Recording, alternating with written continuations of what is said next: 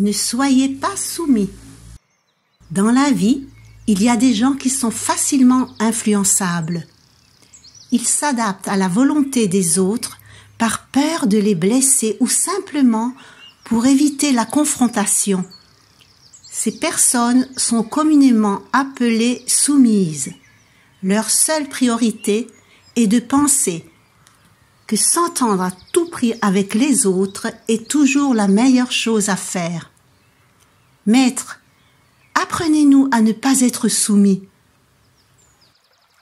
Nous parlons de la loi qui régit la qualité de l'énergie.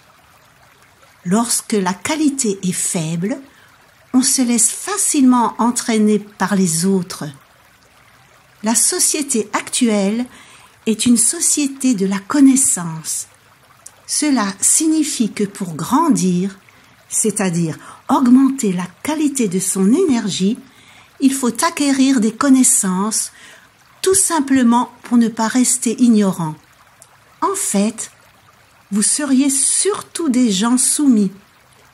Le plus important n'est pas tant de focaliser et de blâmer l'attitude des personnes qui en profitent, mais il serait important que les personnes soumises se rendent compte qu'elles n'ont pas grandi en harmonie avec la société. Qu'elles soient qualifiées ou intelligentes, elles seraient exploitées dans la mesure où elles n'ont pas la qualité de l'énergie. Il faut également ajouter que les personnes soumises sont souvent les principales proies des fraudeurs, surtout s'il s'agit de soumis intelligents, des personnes qui, malgré leur acuité intellectuelle, sont souvent victimes d'escroqueries et s'en plaignent ensuite, sans savoir qu'en agissant de la sorte, elles s'engagent en fait dans une nouvelle tromperie. C'est une chaîne qui ne s'arrête jamais. Pour éviter d'être à nouveau victime de tromperie et d'escroquerie, vous devez augmenter la qualité de votre énergie.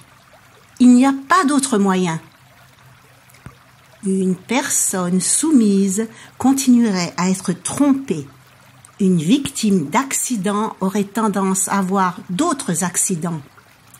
Et un malade retournerait sans cesse à l'hôpital. Cela se produit lorsque nous accumulons tant d'erreurs dans notre comportement que la nature nous envoie un premier message, une fraude, un accident, une maladie. N'accusez pas les autres, ne remettez pas à plus tard votre réflexion. Affrontez les problèmes à la racine pour ne plus avoir à affronter à nouveau les mêmes difficultés. S'en prendre aux autres vous soulagerait peut-être un peu, mais ce ne serait qu'un soulagement temporaire. Les signes qui vous attendent seraient bien pires. Si vous étiez malade et que vous dépendiez uniquement des soins médicaux, vous seriez considéré comme les personnes soumises. Pour quelle raison? Vous pourriez guérir de la maladie, mais si vous n'aviez pas cherché à savoir pourquoi vous vous êtes retrouvé sur un lit d'hôpital, vous y retourneriez dès que possible. La connaissance est quelque chose de très précieux. En l'augmentant, la qualité de votre énergie s'accroît et la possibilité de souffrir des conditions environnementales diminue. Il existe différentes formes de connaissance. La connaissance, ce n'est pas seulement ce que l'on apprend à l'université, mais c'est le contact avec tous les aspects de la société qui représentent 70% de notre développement et sont très importants pour notre croissance. L'univers, respectant la règle des 3/7, s'est étendu de 70%. L'énergie y circule et s'y développe en permanence, tout en respectant les limites de 70%. Notre Terre est elle aussi un univers en expansion. dans le contexte de la nature.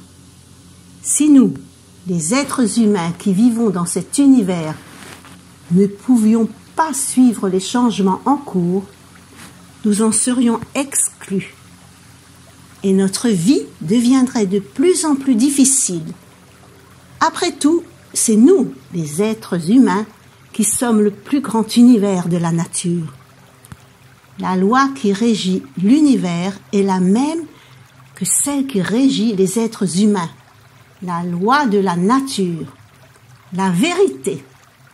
Mais nous vivons sans nous en rendre compte.